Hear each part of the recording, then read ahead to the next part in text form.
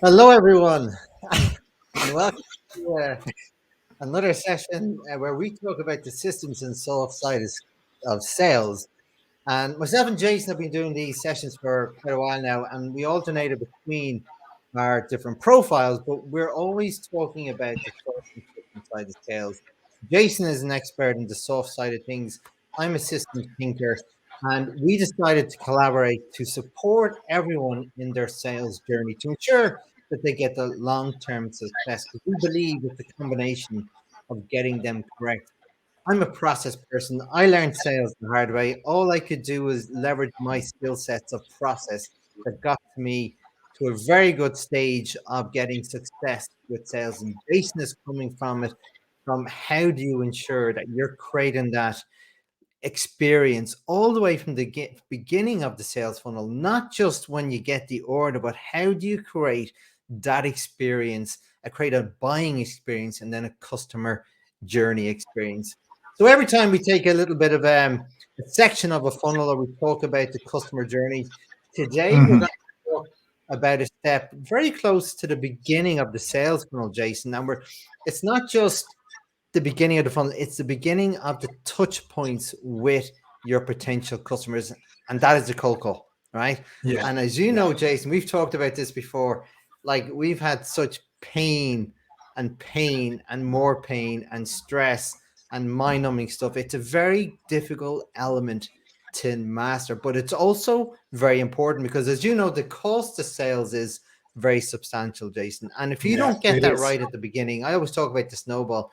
If you don't get it right, you're going to be calling too many people that you don't need to call, because your starting point with this cold call is wrong. So if I was to ask you, Jason, first of all, welcome, Thank you. welcome. And if I was to ask you, Jason, like, when you started, what was your first experiences with the cold call?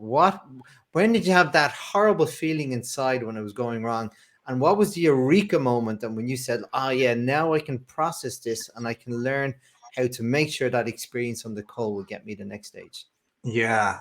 Look, I cast myself back probably about 25 years. I'm showing my age a little bit now.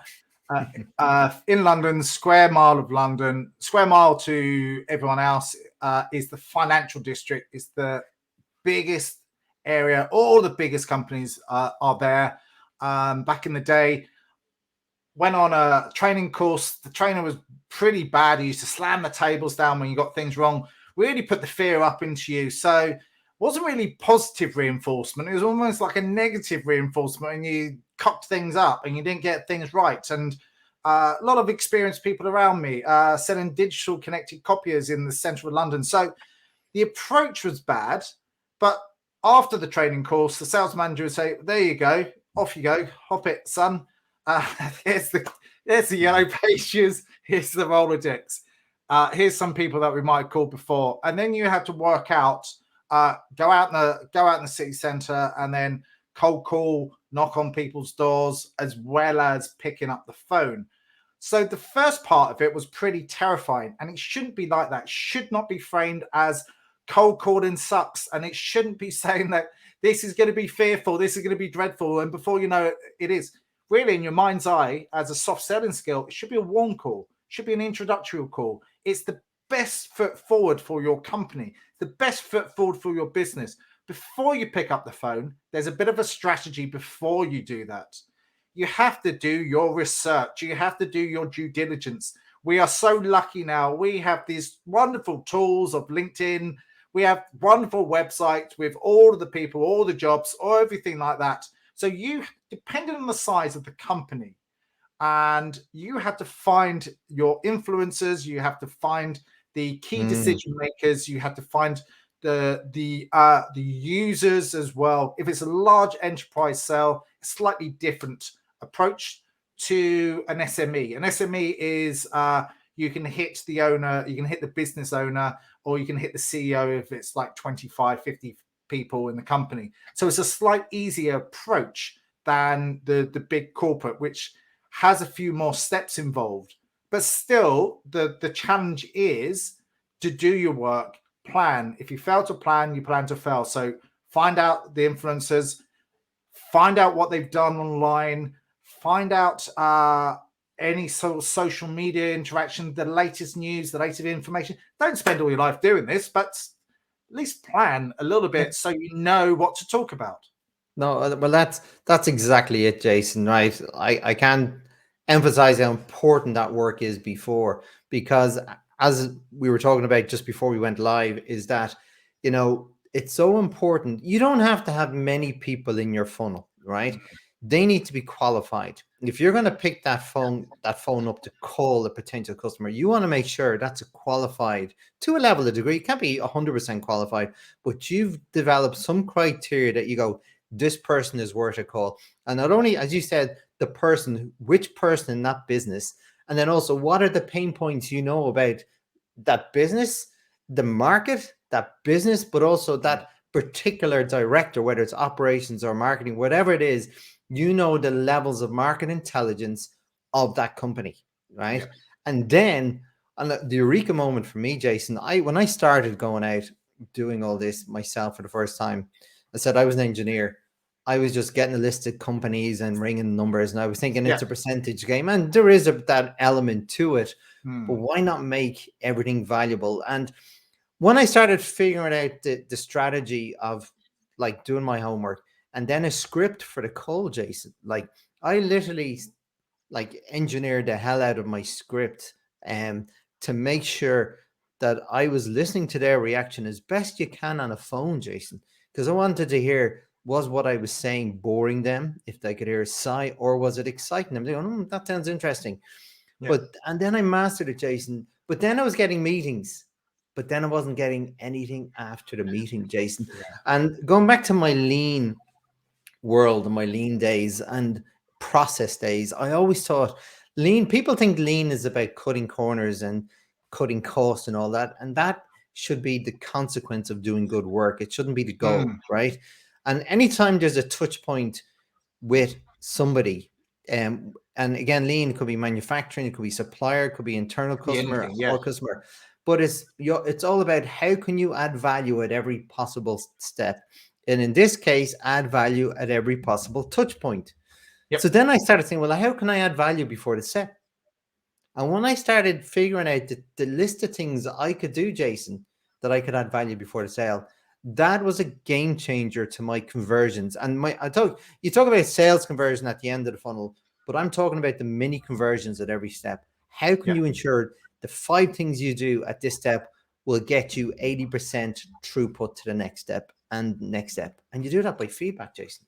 Yeah, there is always continuous feedback. And going back to the script, I think when you first start out, I think it's useful to design a script, or whether a script's given to you. Do not, and I repeat, and this has been thrown around several times. Some people believe it and some people don't. If you're following a script like that, you sound like a robot. Oh, yeah. Learn it, practice it so it goes in your head.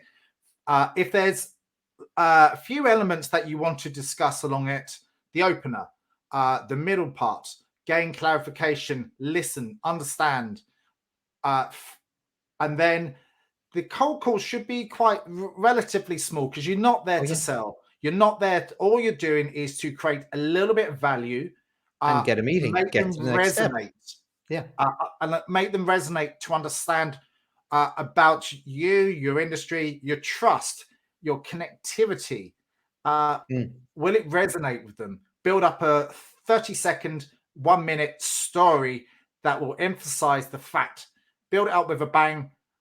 Ask them if it's okay to move forward.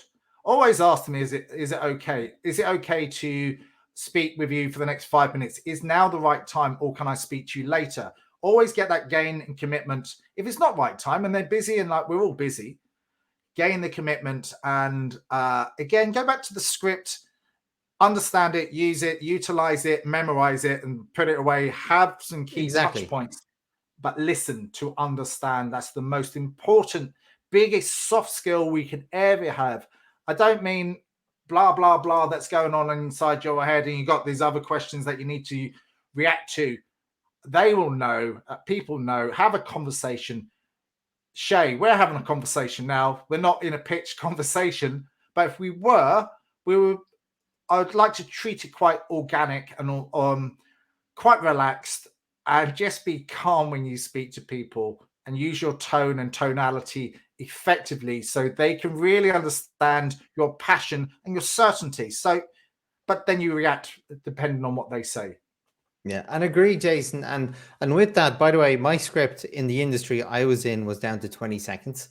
And again, that is different, Jason. I discovered that first of all, it's not a one size fits all, right? Yeah, of course. So different types of customers will either want to learn a little bit about you or just go like, what can you do for me? How can you solve my problems? Let's have a meeting type thing.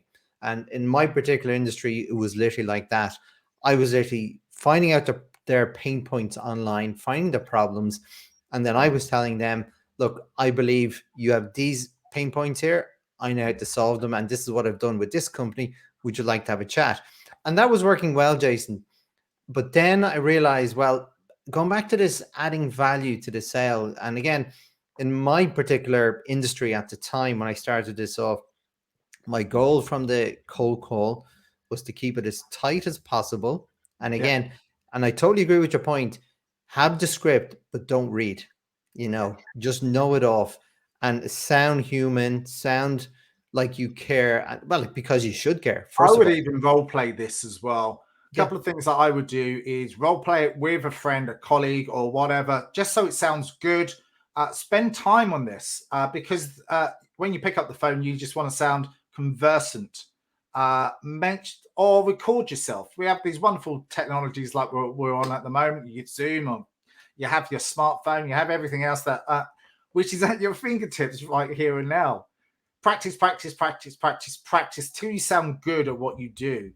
Then something that I advised a customer call center many years ago, about 5 years ago, is we practiced and we played around with this. Is one side we got a whole load of mirrors and we set them up so they were looking at themselves when they're actually doing the call.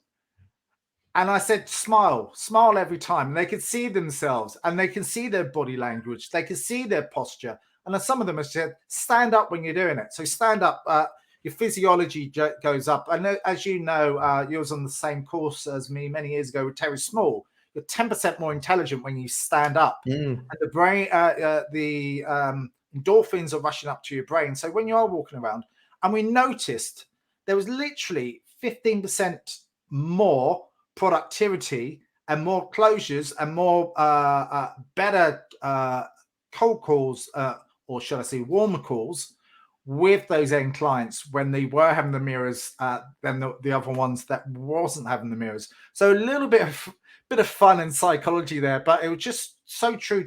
Once you see yourself and you're on the phone like that, it makes a huge difference. Subtle differences like that. Well, they're the subtle differences, Jason. You do a little bit here, as you said, look in the mirror, stand up, move around, get your energy flowing. All those different things can be felt through a voice on a call, Jason. And this leads me on to, for me, it was a very important element what I was doing. And that was my energy dynamic through the course of a day. Like I discovered that I was better at doing different types of activities at different times of the day. Like, for example, morning, answer emails, do a lot of admin work, get that stuff out of the way so I could focus on value. Between sort of the hours of sort of 11 and 1 or 2, I was really good at talking with people. Words flow, or like my voice and words would flow. But then in the afternoon, evening time, I was much better at, like, if I had to do a report or I had to do something long word wise, words would flow on a computer, and it's not always as straightforward as that, Jason, but I always did my best to package different types of activities to suit my energy dynamic through the course of the day. And that was a big game changer for me. There's a lot of scientific research based on that, on our different systems. But the challenge is when you're doing it internationally. So as an example is, if we're speaking to someone on a different time zone, their energies are slightly different. Because I'm the same as you. In the mornings, I'm more of a vocal person. I can speak to people better. But then I have a little bit of a lull where my brain doesn't go to sleep, but it's better at doing other tasks. So maybe that's research, maybe that's planning for the next day or whatever, or you do that at the end of the day, however you plan your day. And then you can get back onto the phone maybe at another point in the afternoon. I think the key thing is have a light lunch, because there's nothing worse than having that lull and having too much food and you get brain fog in the afternoon. I would have healthier food, because that really affects my state. And it is when you cold call, it's your state management. So design your day around how you best fit and how you can best communicate to others to get what they want. But when you're on a global stage, you have to work out is the other people in their time zones. That's always a challenge if you are picking up a call. So again, listen as much as you can talk. Make things clear, precise, quite succinct.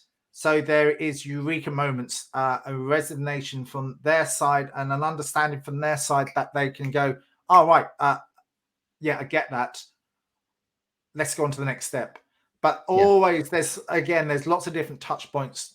For the first part, it's maybe either get a meeting or to do something or to follow up by an email with a video or something. But again, what I was going to say, and I'll conclude and let you finish off. We're so lucky nowadays because there's people helping you along the steps. There is warm calls, meaning they've signed up for something. They signed up for a newsletter. They signed up to download a material from your website. There's lots of more engagements so that the people understand what you do before you give them a call. And that's awesome. Yeah. But Jason, that's like you mentioned the warm call, right? And that to me is a fascinating, even with a cold customer, how do you turn a cold prospect, but have a warm call? So it's you've never talked to them. They haven't downloaded and anything from your website. So this is a cold call, but how can you make it a warm call? And this is, again, Jason, going back to planning, what is the output that you want for this cold call, right? That's the first thing. And then I always like to break things down into the sort of three main phases. What do you want out of it? What do you do during it? What do you do before, right? Yep. And again, you talk about, you said there's different types of clients and you have different activities. But if you're talking about the bigger ticket items, well, there's a million and one things you can do before you ring up a director of a big utility company or a CEO of a multinational. There's a lot of things you can do to actually make that cold call a warm call. And that's called preparation. That is preparation. And I was going to suggest, like, social media now is a huge influencer, but never sell on LinkedIn as an example. All you do is you're branding personal you. If you are connecting and chatting with someone, you take it off and then you arrange the meeting, I would say it's an introductory meeting, because you've done the cold introduction online, whatever you've said and suggested, and you've been chatting with the guys online. Then there's a point of taking it off there. You set up a Calendly Zoom calls, Calendly call. So that's a warm call. That's a warm introduction. You've got the initial points. They've checked you out. They checked your personality. You checked your brand. They checked everything else out. Then you can go on to the first introductory call. You could call it a cold call because they don't know you as a person, but they might know of your background, and vice versa. And that's really good. But still double up and do even more research, so you know so you understand a few of the pain points if you can find the pain points. And then you just discuss what value that can help them move forward. Yeah. Whatever that might be. And absolutely, Jason. And just to give an example, I worked with a big firm, like must be about 5 or 6 years ago now. And they were targeting some of the big utility providers in Ireland. And talk about this research that part of the process we developed, we actually employed, got the services of a third-party consultant to help us figure out what were the pain points in this industry on the different levels. So we were looking at who is our target? Was it the chief marketing officer? Was it the chief operations officer? Was it the CEO? Right? We eventually picked it down to the operations officer. And what we did, we got this consultant to help us figure out specifically what were the market issues. And then within the company, what were the company issues? But more specifically, what were the issues of this operations officer, right? So once we did that, we set up a campaign. We sent them 3 postcards, week apart from each, right? And the goal was, the output of this was to get a cold call, and it wouldn't be a cold call, it would be a warm call. And each card was a little postcard with a different message. We know your industry pain points, and we listed them. And we would say a nice little tagline to show that we understood it. Then the next one's, well, we know your business issues, and we mentioned a few. And then we know your issues. Let's have a call. And more, by the time we sent the third, we kept a week in between, and we were going to keep it a week in between. We made a cold call, but they were calling us, Jason. It actually worked so well that we nailed it, because we had done the prep, we'd done the market intelligence, that they were actually calling us. We didn't have to wait to call them. And that's just one example of all the different activities you can do before a cold call. You just don't pick a name, pick a company, pick a name, and pick up the phone. There's so much research, because yes, it's a lot more work up front, Jason, but the amount that will save you in not having to make so many cold calls and then get so many meetings. You've reduced your sort of bloated funnel to something that's very streamlined and systematic. Yeah, I think systematic is absolutely key, and there is a process to this. But understanding the process, there's lots of different touch points that you need to do, and as long as you state that down, sometimes you can do a spreadsheet and then have a look at all the different, or you use your CRM to do that, or whatever it might be. I find the bigger accounts, you have the person that you initially speak to, understand the pain points, but then you understand once you progress a little bit further and you get to the decision maker, you understand the pain points for different parts of the organization. So whether it's the IT part, and you understand their issues and challenges, then you understand the marketing area and the users as a point.